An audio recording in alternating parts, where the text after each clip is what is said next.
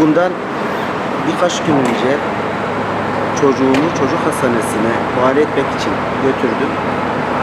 Daha sonra ilaçlarımı almak üzere eczaneye giderken bir de baktım ki ilaçların yüksek fiyatı çıktı. Ben de sorduğum zaman bana özel hastaneye gittiği, çocuğun özel hastaneye götürüldüğünden bahsettiler. Bunun çıktısını alıp SGK şu anda geldim.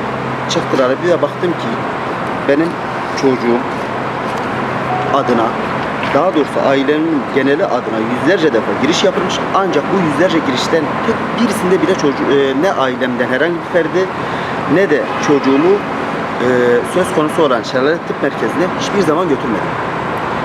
2016'da bile baktığım zaman yüzlerce defa giriş yapılmış. Bu girişin neticesinde sadece bir tanesinde çıktı. Bir tanesinde borç çıktı. Diğerlerinde ise anladığım kadarıyla onlar orada 12 liralık katılım payını kendileri ödemişler ki o şekilde bize yansımadı. Ancak o en son bir de modern tıp merkezi. Benim hiçbir zaman o modern tıp merkezinin nerede olduğunu bile bilmiyorum. Eşimle de konuştum. Eşim de nerede olduğunu bilmiyor. Ve bizim evimizde en az biraz soruşturduktan sonra evimizden kilometrelerce uzakta olmasına rağmen nasıl oluyor da biz çocuğu kilometrelerce evimizin dibindeki özel devletin çocuk hastanesine değil de kilometrelerce uzakta bir tıp merkezine götürüyoruz. Dolayısıyla biz yerini bile bilmediğimiz bir yere hiçbir zaman çocuğumuzu götürmedik.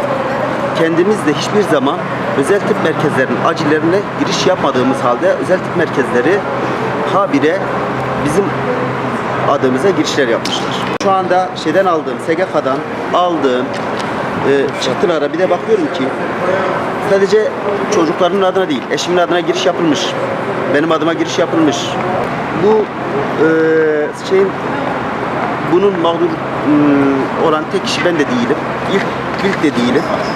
Yetkililer ne yazık ki bu konuda gerekli duyarlılık göstermiyorlar. Eğer göstermiş olsalardı bunlar bu şekilde girişler yapamazlardı. Bunlar bu şekilde giriş yaparak halkın alın teriyle ödemiş olduğu vergileri gasp ediyorlar.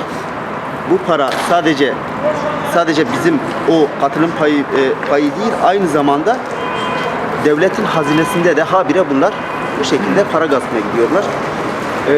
Ve bu durumda mağdur olan sadece adına giriş yapılan değil, bütün halktır.